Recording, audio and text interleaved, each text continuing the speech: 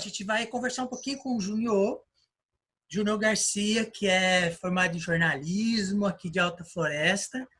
E a ideia aqui é a gente poder utilizar esse espaço para conversar um pouquinho com as pessoas da cidade sobre as impressões, o que está acontecendo, sobre como que nós estamos passando por esse momento de quarentena aqui em Alta Floresta e tal.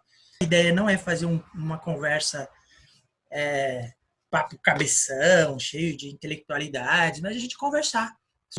Mas eu começo pedindo para você falar quem é você, de onde você veio, qual é a sua relação com a cidade, enfim, que se apresente um pouquinho. Bom, Ronaldo, primeiramente, grato aí pelo convite, né? E obrigado também por colocar a ideia em prática. Eu acho que é super válido. Eu acho que esses momentos assim, que a gente fica muito reflexivos, muito preocupados, enfim, um monte de coisa acontecendo, são momentos que boas ideias surgem aí. Bom, para quem não me conhece, eu sou o Júnior Garcia, Júnior mesmo, sem R. Não é um erro do cartório, foi uma grande sacada da minha mãe, que o cartório não quis registrar como Júnior, né? Porque seria filho, aí teria que colocar o nome do meu falecido pai, Aparecido. Então ela teve uma resposta rápida lá, mandou a menina tirar o R. E eu, assim por exemplo, ficou. eu sou um dos caras que coloquei um acento nesse O aí. Eu não sei se todos os seus amigos fazem isso, mas para poder conseguir pronunciar legal, sem o R, fala Junior. Aí parece que tem um acento, mas não existe um acento, né? Quando as pessoas perguntavam, ele falava Júnior, eu falava, não, Júnior. Aí Júlio, não, Junior. Aí ficou assim, e eu gosto também. E aí eu nasci em São José dos Campos, São Paulo, no Vale do Paraíba, próximo de Campinas. Mas assim, só nasci praticamente, porque meus pais vieram para Alta Floresta em 1994, eu com 5 anos de idade, né? E aí moramos no sítio, num período, até 98. Comunidade Água Limpa, aqui no setor sul, embora a gente já veio na década de 90, ainda a zona rural era muito precária.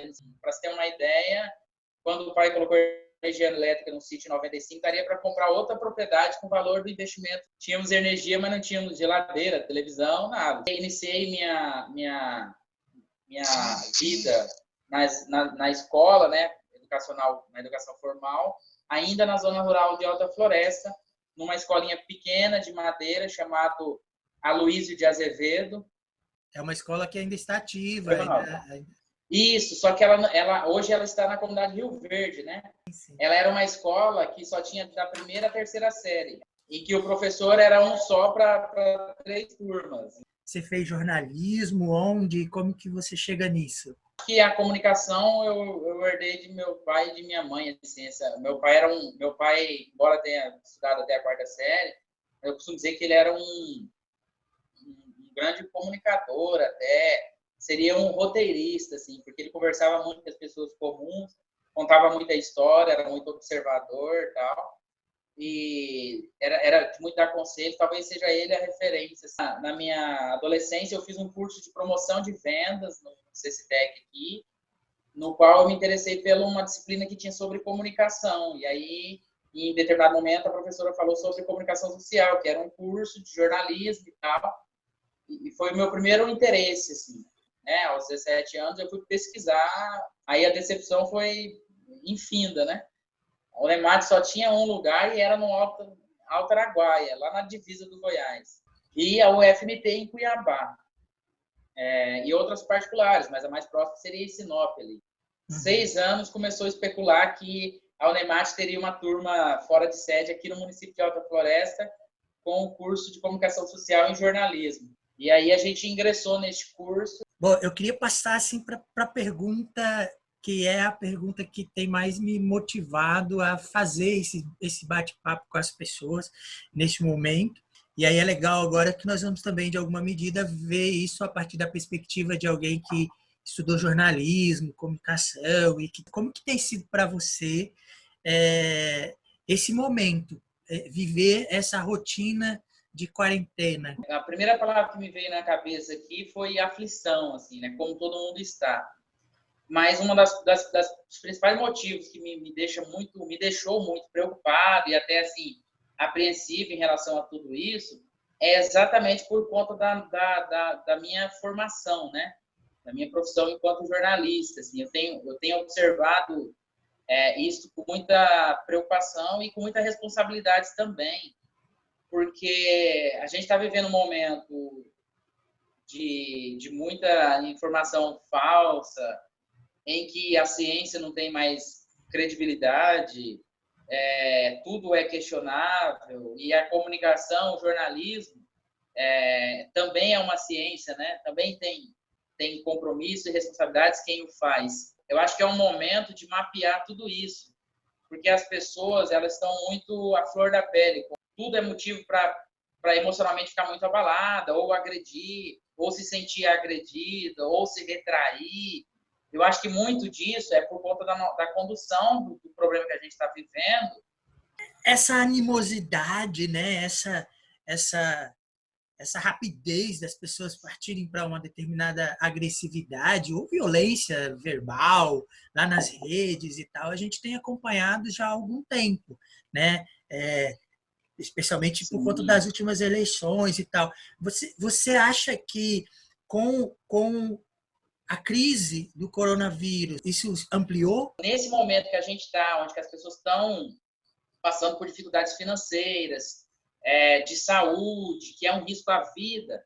Então, eu acho que pode ser um cenário onde as pessoas vão tomar atitudes considerando assim de que não tem nada a perder. Eu acho que esse é a mudança que eu tenho visto. Assim. É um grande perigo. E aí fica, né? mais sensível, porque as pessoas falam, por exemplo, a partir de uma lógica de necessidade. Pegando esse gancho que você está falando, você tem percebido essa animosidade aqui em Alta Floresta, nas relações, e já aproveitando, como que você tem feito para se atualizar? Eu tenho lido bastante coisa, assim, dados mesmos sobre casos formais, institucionais, inclusive, dados de secretarias, do governo federal, de cientistas que estão fora do cenário. Tento observar alguma coisa a nível nacional, internacional também. Mas eu tenho olhado muito, do ponto de vista da comunicação, eu tenho olhado muito para veículos, né, meios de comunicação que são bastante, que tem um histórico, assim, né, tanto no Brasil como a nível internacional. Agências como a Reuters, por exemplo, que tem no mundo inteiro. Acompanho bastante o El País, a própria CNN, e no Brasil aqui o portal da Rede Globo, por exemplo, embora a grande criticada, acho eu que nesse momento, até pelo poder econômico que tem, você consegue ter acesso a mais informações, por exemplo. Mas eu imagino que você também acompanha as mídias alternativas e tal. Como você tem avaliado o papel dessa mídia alternativa, alguns sites e tal? Eu ia até chegar nesse ponto aí, porque são duas questões, né? Eu estou olhando para este cenário com duas óticas, quer dizer, com dois pontos de vista, que é olhar para o que você tem, o que a gente tem de realidade, não realidade, mas de factual. O que é o factual dentro do jornalismo? É o que acontece. Então, assim, morreu mil. Esse é o factual do dia. Então, eu tenho acompanhado isso, e aí nessas fontes oficiais, e uma leitura sobre cenário, sobre a reverberação da crise na perspectiva política, digamos assim. Aí eu tenho me atido muito a esses meios esses sites alternativos aí. Tenho acompanhado algumas coisas do Intercept Brasil, outras mídias alternativas aí, até de posicionamento contrário ao posicionamento de direita do governo federal, Carta Capital, por exemplo, e algumas entrevistas de cenário também. Eu tenho acompanhado muito isso. E aqui? E como que você tem visto o papel da mídia, da imprensa local, frente a essa crise toda? Cumprir com o papel de serviço público mesmo, de esclarecer, de ajudar, de contribuir? Como que você vê isso? Assim? Eu sei que é um pouco espinhoso e delicado a gente falar muito de perto, mas eu fico muito curioso para entender como que tá acontecendo aqui. Porque eu não sei se você concorda comigo, mas parece que a gente consegue saber muito do que está acontecendo fora no país inteiro. A gente sabe quase que de hora em hora quantas pessoas que morreram em São Paulo, no Rio e tal, mas a gente tem uma dificuldade para saber quanto que foi aqui em Mato Grosso, aqui em Alta Floresta, como que estão os casos, ou o caso, como se desdobrou o caso, um único caso que a gente tem aqui, oficialmente registrado e divulgado. Nós ficamos perguntando, e aí, será que é isso mesmo? Será que... E aí eu fico sempre me perguntando se a mídia e a imprensa local está dando conta de fazer isso, e se está fazendo isso, se nos ajuda, se nos ajuda a ter maior ou menor tranquilidade. Essa preocupação sua é fundamental, assim. E é uma coisa que eu tenho defendido também nos meios que eu participo de reuniões, de questões políticas até, ou não, mas de discussão social.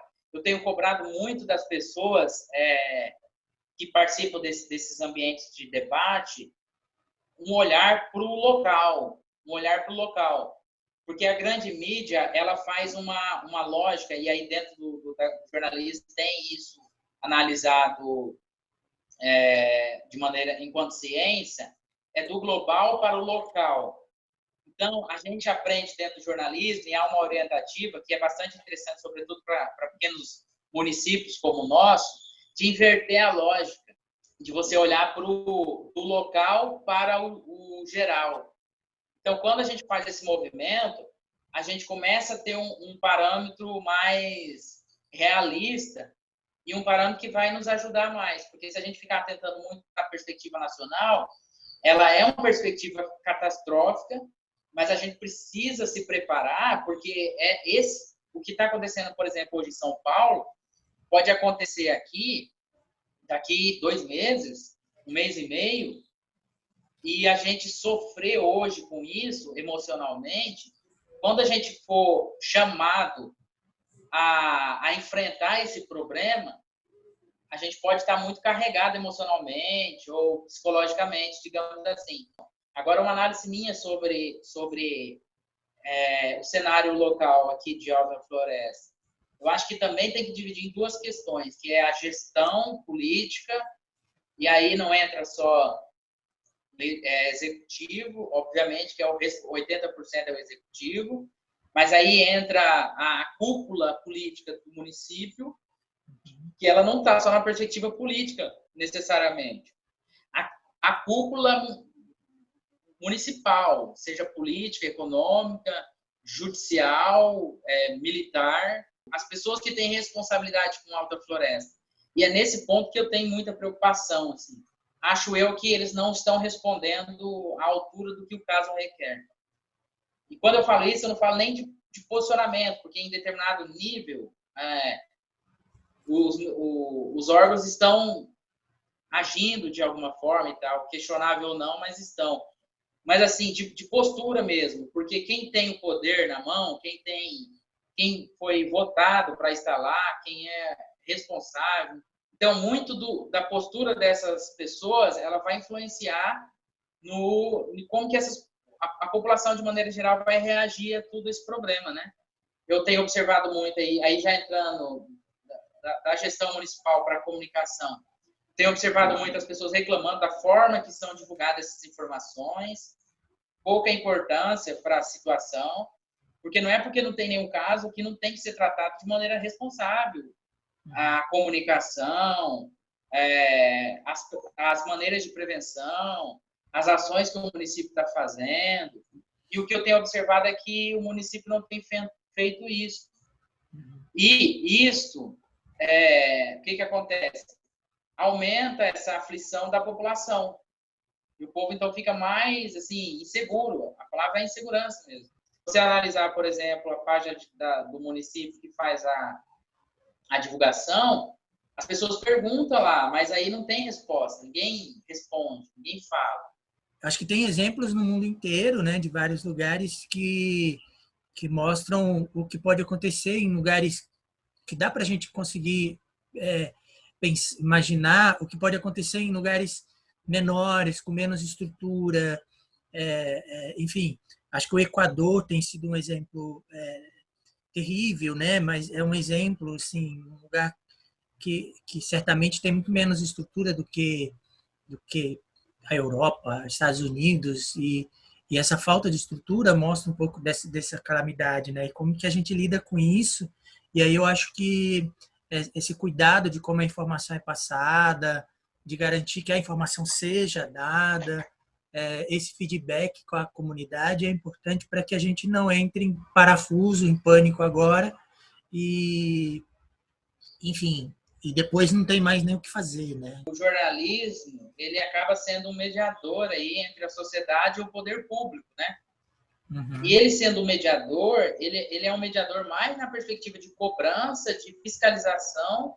Eu costumo dizer que o jornalista ele tem que estar mais ao lado da população do que do poder público.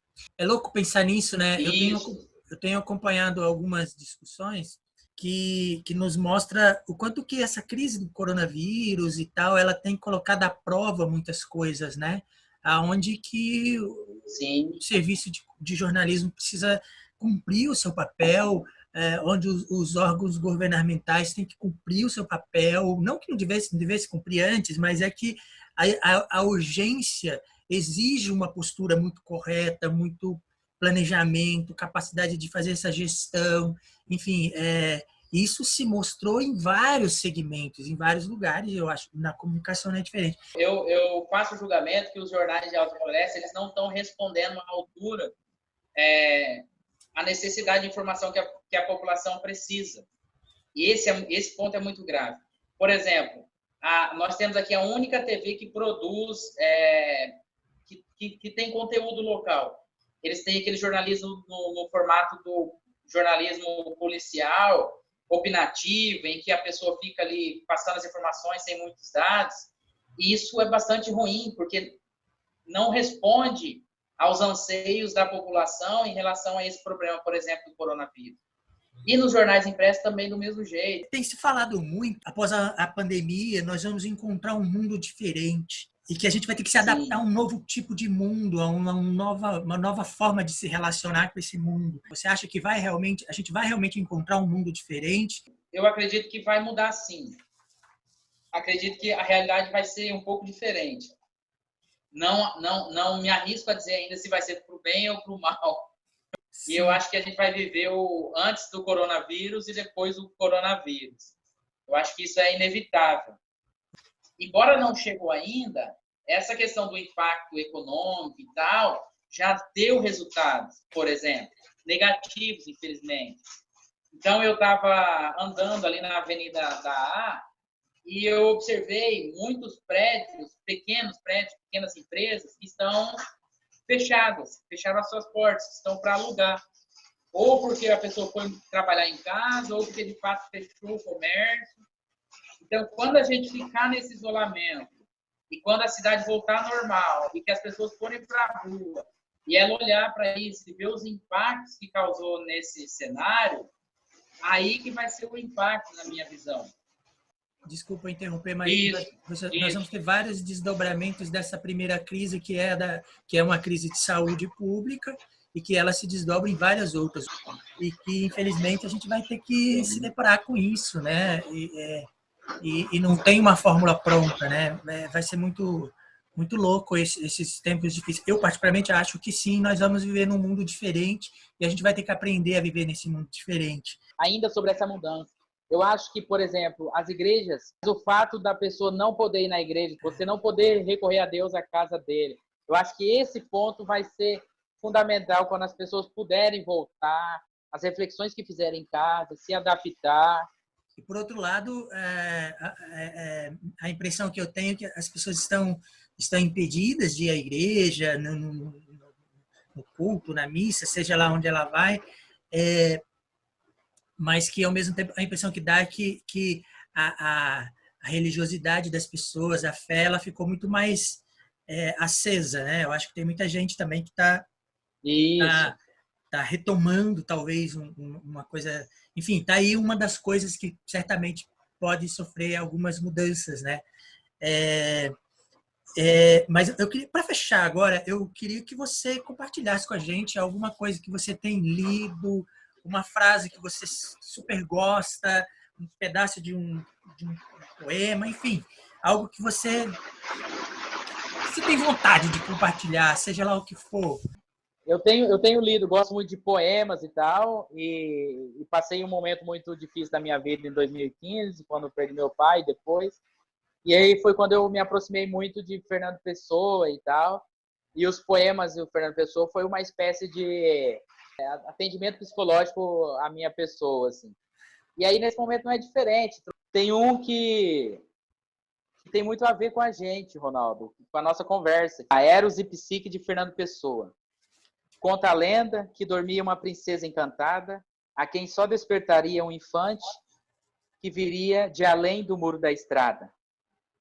Ele tinha que tentado vencer o mal e o bem, antes que já libertado deixasse o caminho errado, porque o que a princesa vem. A princesa adormecida se espera, dormindo espera, sonha em morte a sua vida, e orna-lhe a fronte esquecida, verde, uma grinalda de era. Longe o infante esforçado, sem saber que intuito tem, rompe o caminho fadado, ele dela é ignorado, ela para ele é ninguém. Mas cada um cumpre o destino, ela dormindo encantada, ele buscando-a sem tino, pelo processo divino que fez existir a estrada. E se bem que seja obscuro, tudo pela estrada fora, e falso, ele vem seguro, e vencendo estrada e muro, chega onde sono ela mora. E ainda, tonto do que houver, a cabeça em maresia, ergue a mão e encontra a Hera. E vê que ele mesmo era a princesa que dormia. Enquanto a gente estava conversando aqui, eu fiquei lembrando, eu fico até arrepiado com esse poema, porque é demais para a gente humano, né? Eu acho que as pessoas estão procurando aí, eles estão fazendo essa sina aí de viagem de Eros. E ao final aí, depois que a gente passar essa pandemia, ao final de tudo, em relação das igrejas e tal, as pessoas vão ver que eles mesmos eram essa princesa encantada aí que dormia, né? Que vai nos ajudar a superar essas adversidades aí. Legal, maravilha. Obrigado por compartilhar aí, Fernando Pessoa, com a galera, com todos nós. Eu agradeço, então, a sua atenção, a sua disponibilidade de prosear com a gente e tal, da gente poder trocar. E aí, vamos lá, vamos seguir, vamos nos juntar para passar por isso aí tudo e continuar aprendendo a viver nesse mundo maluco. Baixei um altarzinho virtual, a tua bênção carregou.